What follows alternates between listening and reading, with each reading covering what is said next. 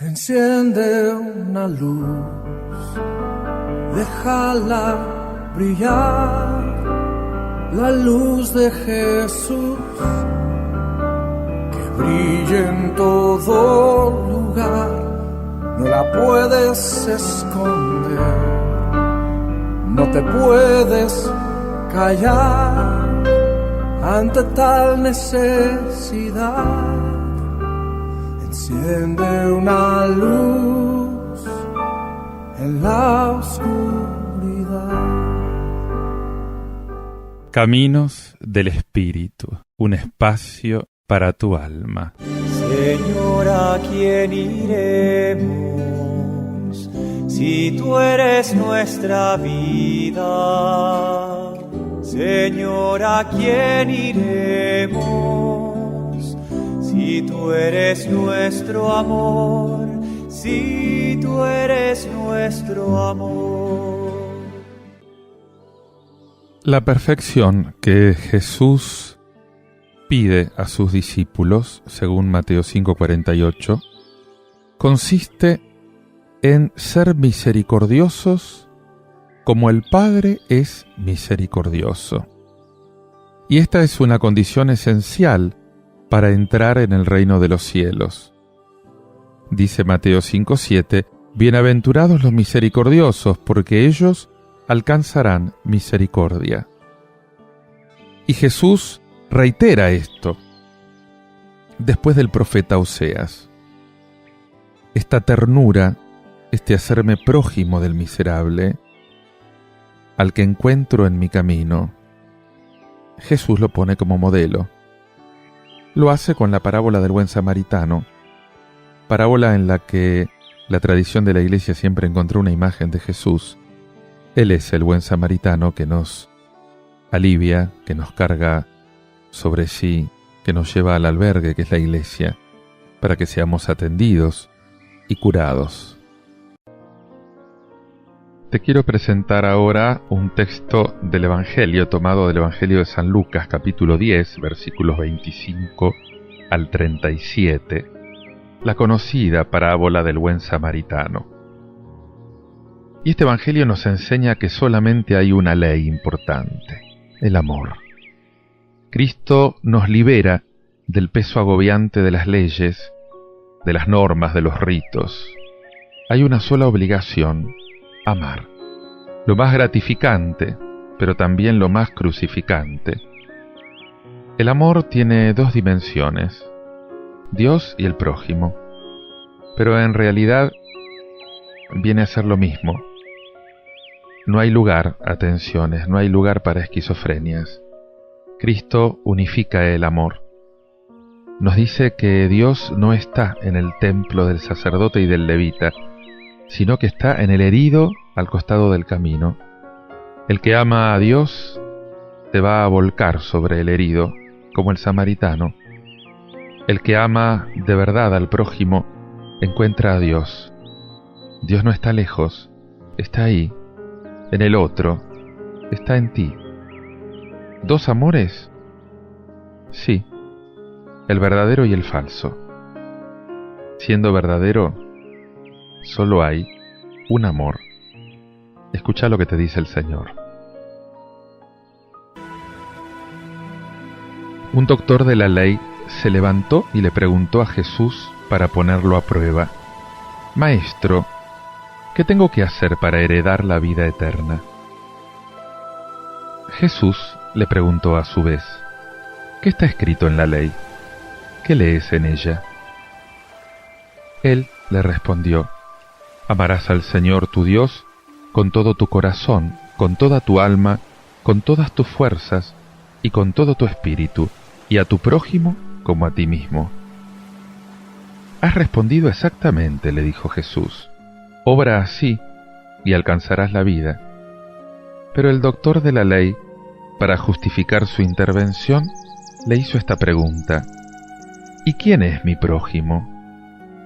Jesús volvió a tomar la palabra y le respondió: un hombre bajaba de Jerusalén a Jericó y cayó en manos de unos ladrones que lo despojaron de todo, lo hirieron y se fueron, dejándolo medio muerto. Casualmente bajaba por el mismo camino un sacerdote, lo vio y siguió de largo. También pasó por allí un levita, lo vio y siguió su camino. Pero un samaritano, que viajaba por ahí, al pasar junto a él, lo vio y se conmovió. Entonces se acercó y vendó sus heridas, cubriéndolas con aceite y vino.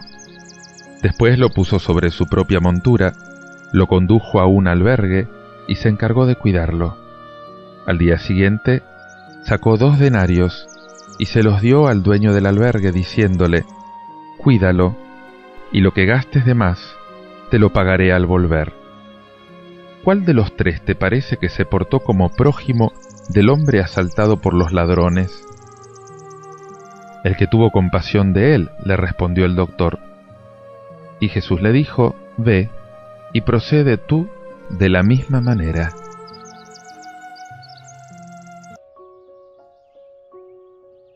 Jesús va de camino a Jerusalén, la ciudad donde va a acabar su vida, donde va a acabar su misión. También nosotros vamos de camino por la vida. La pregunta es: ¿hacia dónde? Como los judíos, también nosotros tenemos una respuesta aprendida. Habría que ver si esa respuesta aprendida está también asumida. Sabemos que la vida es un paso hacia el cielo, que es nuestro destino.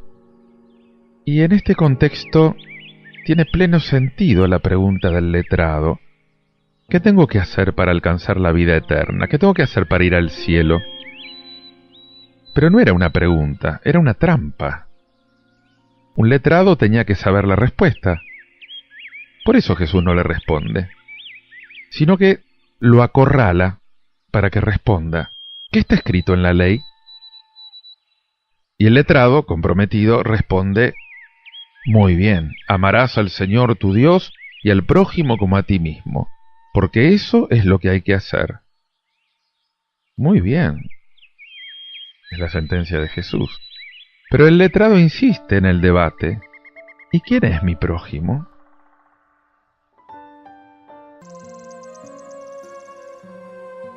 Y resulta que acá aparecen los compañeros de viaje. Preguntar por el prójimo es un pretexto para justificar nuestra despreocupación por el prójimo. Porque todos somos compañeros de viaje, y por lo tanto todos somos prójimos unos de otros. Esto es lo que Jesús quiere dejar bien en claro. Por eso recurre a una parábola, la del buen samaritano. Y ahí no se teoriza sobre el prójimo. No se hacen cábalas sobre la proximidad. El prójimo es todo el que va de viaje con nosotros y como nosotros. Porque todos somos caminantes, somos peregrinos. Vamos a la misma meta. Aunque no lo sepamos, aunque no queramos saberlo. En la parábola de Jesús no se habla del prójimo, pero se ve. Como se ve también cuántos hay que no saben comportarse como prójimos.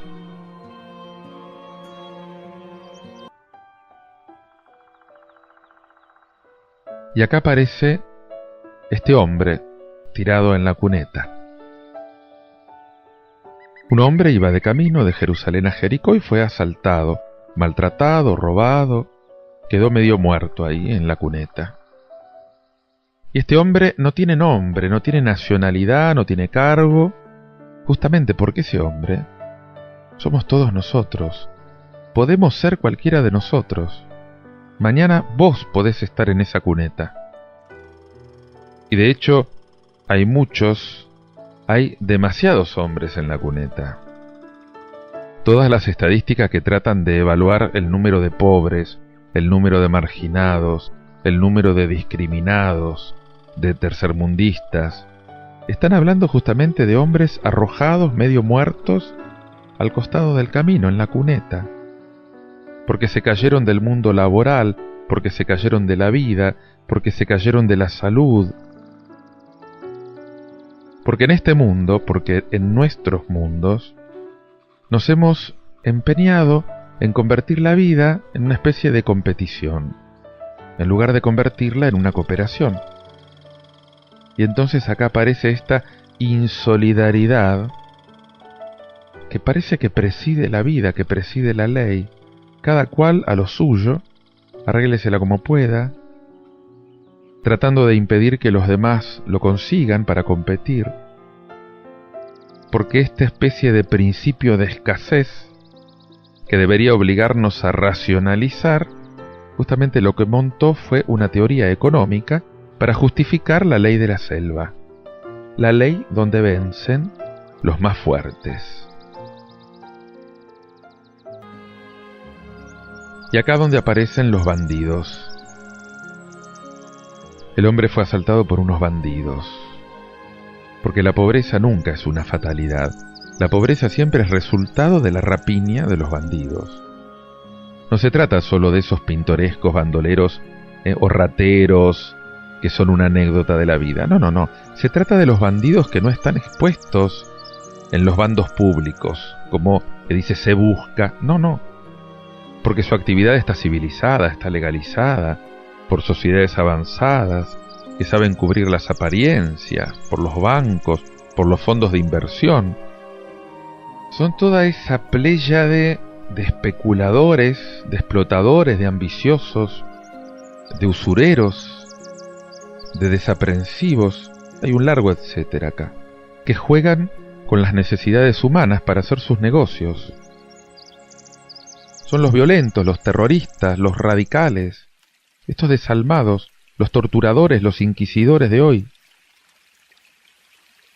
Jesús denuncia a todos los bandidos que maltratan, que explotan al hombre, a la mujer, al extranjero, a los niños, a los negros, a los desocupados, a los que buscan empleo, a los que están en extrema necesidad, dispuestos a pasar por todo. Pero también denuncia a los sacerdotes, a los levitas, o sea, a todos los que buscan coartadas para encogerse de hombros delante de la miseria y delante de las necesidades de los otros.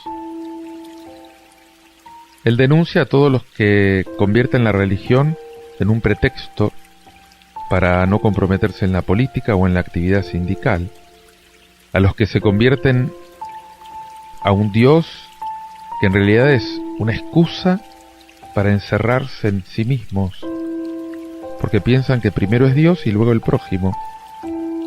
Pero como se dedican tanto a Dios, para el prójimo jamás van a tener tiempo, jamás van a tener voluntad. Y aparece entonces el buen samaritano, el que atiende al hermano. Este es el buen samaritano. No importan cuáles son sus siglas de identificación, su ideología, su partido, su sindicato, su religión. Lo que importa es el amor a los otros. El samaritano era odiado por los judíos, porque era extranjero, porque era de otra clase, de otra cultura, de otra religión, era distinto. Y para Jesús no importan las ideas, importa la actitud. Hay muchos que tienen buenas doctrinas, pero sus obras no son buenas. Nosotros mismos, los cristianos, presumimos de algo tan maravilloso como el Evangelio, pero la pregunta es, ¿qué hacemos? ¿Cuántas vueltas, cuántas cábalas para no atender a los necesitados? ¿Cuánta doctrina social de la Iglesia y qué poca Iglesia aplicada a ponerla en práctica en el mundo político o en el mundo sindical? Y nos tenemos que dar cuenta que todos vamos por el mismo camino. Somos compañeros, prójimos, porque todos estamos acá en este trayecto hacia el Señor. Y todos entonces deberíamos comportarnos como buenos compañeros, como este buen samaritano. Sobran pretextos para caminar y para encerrarnos en el corral de nuestros prejuicios religiosos, nacionalistas, regionales, partidistas, clasistas. Por encima de todo lo que nos diferencia, la lengua, la religión, o el cargo público, o la jerarquía, o la nación, o el sexo. Hay algo, lo único importante, que nos hace iguales, y es que todos somos personas, todos somos hijos de Dios, y por eso tienen que prevalecer el amor y la solidaridad por encima de cualquier otra consideración. Ni el Papa ni el Rey son más persona que el último, ni son más hijos de Dios. Todos vamos a la casa del Padre, aunque nuestra túnica sea de distinto color. ¿No es eso lo que importa? Te invito a que lo medites, contemplando nuestra fragilidad. Hacelo con este tema musical del dúo Miel, Vaso Frágil.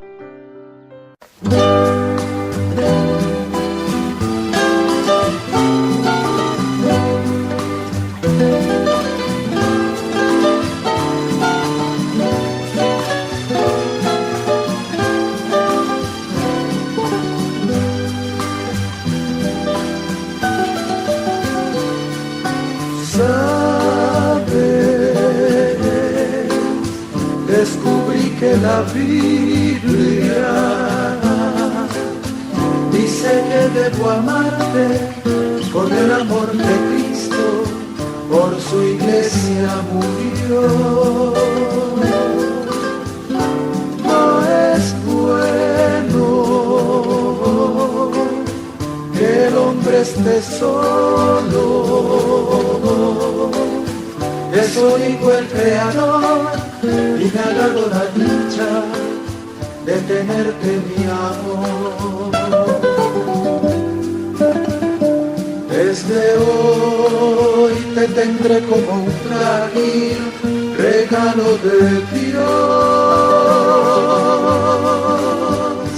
y palabras dulces como miel yo diré para ti.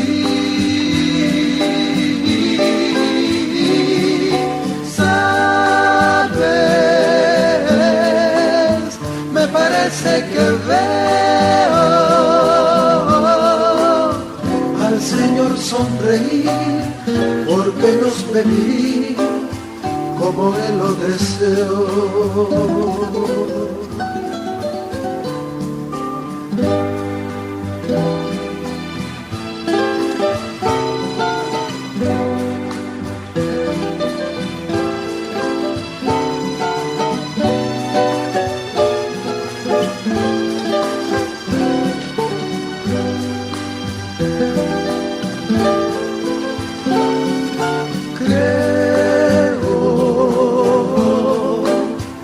Debemos dar gracias al Señor, que es tan bueno y en sus hermosos planes felicidad nos dio. Desde hoy te tendré como un frágil regalo de Dios, y palabras dulces como miel yo diré para ti. Sabes, descubrí que la Biblia dice que debo amarte con el amor de Cristo, por su iglesia murió.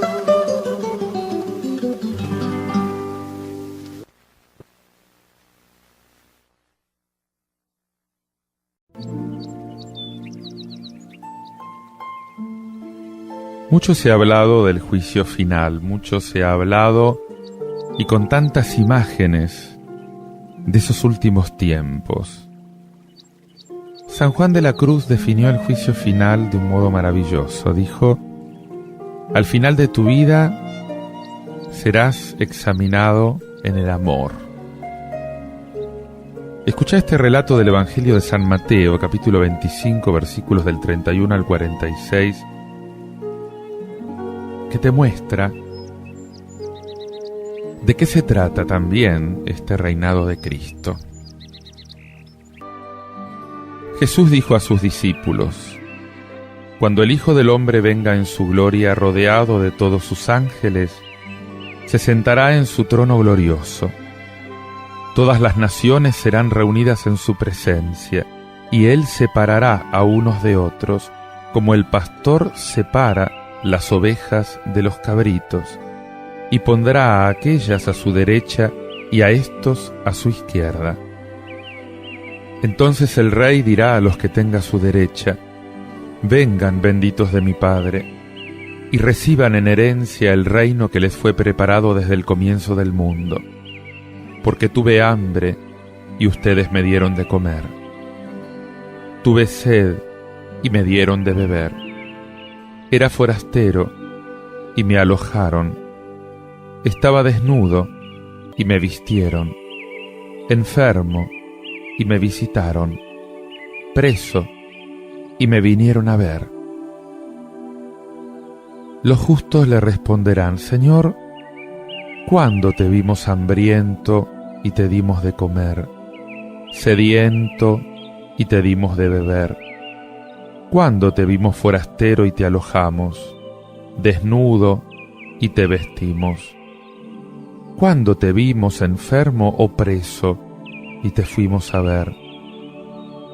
Y el Rey les responderá: les aseguro que cada vez que lo hicieron con el más pequeño de mis hermanos, lo hicieron conmigo. Luego dirá a los de su izquierda: aléjense de mí, malditos. Vayan al fuego eterno que fue preparado para el demonio y sus ángeles. Porque tuve hambre y ustedes no me dieron de comer. Tuve sed y no me dieron de beber. Era forastero y no me alojaron. Estaba desnudo y no me vistieron. Enfermo y preso y no me visitaron. Estos a su vez le preguntarán: Señor, ¿cuándo te vimos hambriento o sediento, forastero o desnudo, enfermo o preso, y no te hemos socorrido? Y Él les responderá: les aseguro que cada vez que no lo hicieron con el más pequeño de mis hermanos, tampoco lo hicieron conmigo. Estos irán al castigo eterno, y los justos a la vida eterna. Qué exhortación tan contundente la de Jesús. Parece no haber medias tintas. Hay que decidirse. No hay término medio en el seguimiento de Cristo. Y lo más interesante de esto es que parece que el criterio del juez para pronunciar esta sentencia a favor de unos o en contra de otros es distinto de los criterios que normalmente usamos nosotros. Acá no se trata de la pertenencia a un pueblo, no se trata de la pertenencia a un grupo determinado, sino de la actuación concreta de cada cual en su propia vida. Lo que cuenta en el juicio es la preocupación efectiva que cada persona haya tenido por los pobres o por los necesitados. Estas obras de misericordia que se mencionan acá explícitamente son muy parecidas a las que aparecen ya en todo el Antiguo Testamento. Y esta palabra concluye con una invitación decidida a cualquiera que siga a Jesús a imitar el comportamiento del Maestro. Este Maestro que se mostró constantemente favorable a los pequeños, que mostró predilección por los sencillos, por los marginados. Una afirmación relevante, porque Él llega a identificar a los necesitados de todo tipo consigo mismo. Jesús se ha hecho pobre y ahora está presente de manera real en los pobres del mundo. Y de este texto se deduce una vez más que la adhesión que Jesús espera no es la que se expresa con las palabras, sino la que se expresa con la solidaridad concreta hacia todos los necesitados. Para el creyente no puede haber divorcio entre la fe en Dios y el amor a los demás. La fe en Dios se tiene que manifestar en el amor a los demás. Vengan, vengan, benditos de mi Padre. Qué distinta esta realeza de Cristo de la realeza del mundo. No tiene nada que ver con la realeza humana. No tiene nada que ver con ninguna forma de poder temporal. No vino a dominar, vino a amar, vino a servir. No tiene soldados, no tiene ejército, no tiene policía. Tiene pobreza. Tiene el amor del Padre del Cielo. Es el Rey del amor. Esto es lo que muestra este párrafo del Evangelio de Mateo. Vengan, benditos de mi Padre, a heredar el reino preparado para ustedes desde la creación del mundo. Y parece que solo tienen un lugar reservado en el reino definitivo los que amaron, los que vivieron verdaderamente la caridad.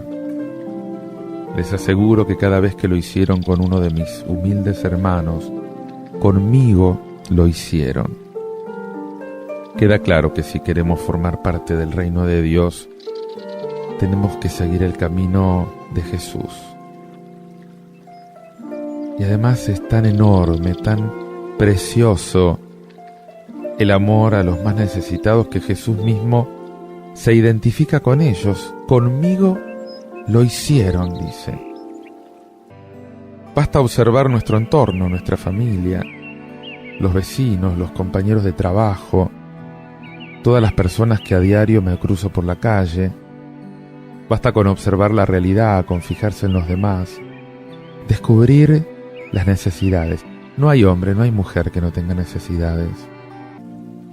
Y esto tanto para los que siempre vivieron con nosotros como para los nuevos, para los inmigrantes.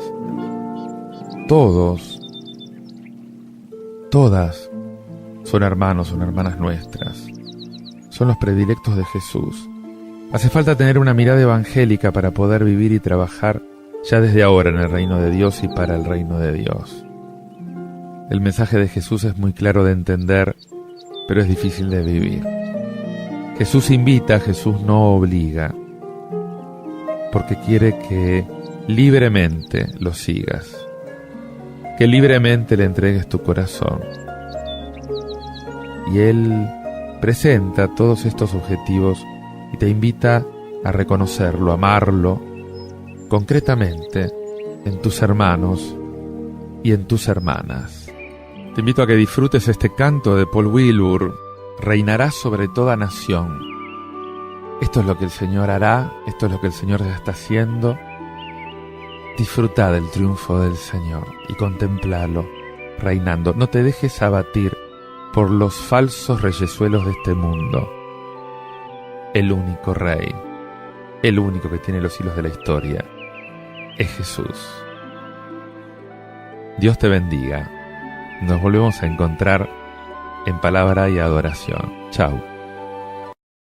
Reinarás sobre toda nación, reinarás sobre toda nación, reinarás sobre toda nación, reinarás sobre toda nación, reinarás sobre toda nación, reinarás sobre toda nación, reinarás sobre toda nación, reinarás sobre toda nación. Que la vara de Isaí sobresale y brota una rama de sí. El sabio Espíritu de Dios descansará en ti. Reinarás sobre toda nación, reinarás sobre toda nación, reinarás sobre toda nación, reinarás sobre toda nación. Lo buscarás con la mirada de tus ojos y de lo que escuches decir, mas con rectitud busca al pobre y al manso de justicia da de ti. contarás al pueblo de Israel que dispersos en la tierra están. Sé como una bandera a tu pueblo, tu descanso glorioso será.